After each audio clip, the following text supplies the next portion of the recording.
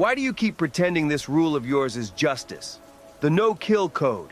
It's not virtue, it's vanity. It's a boundary, one I won't cross. Because if I do, I become part of the problem.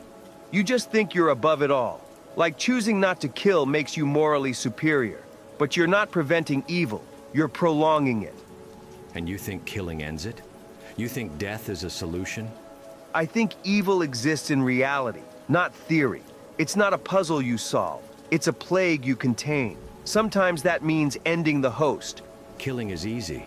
It's instinct. You pull a trigger, and the problem disappears. But only for a moment. You don't cure violence with more violence.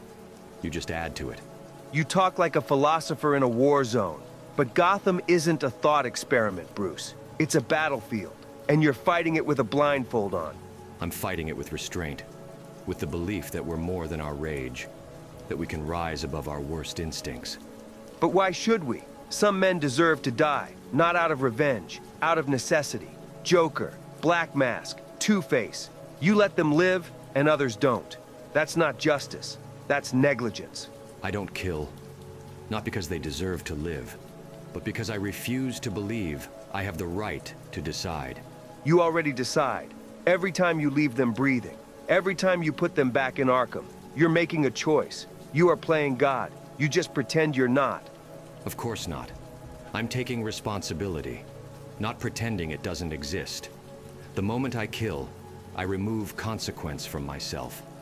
I become the executioner, without appeal, without mercy, without pause. And what's so wrong with that? Isn't the world better with fewer monsters? Maybe in the short term, but kill enough monsters, and you lose track of what one looks like. Eventually, the mask doesn't come off, and one day, you realize the monster is you. I'm not afraid of becoming the monster. I'm afraid of letting one walk away. Again. That's the weight. That's the cost of this life.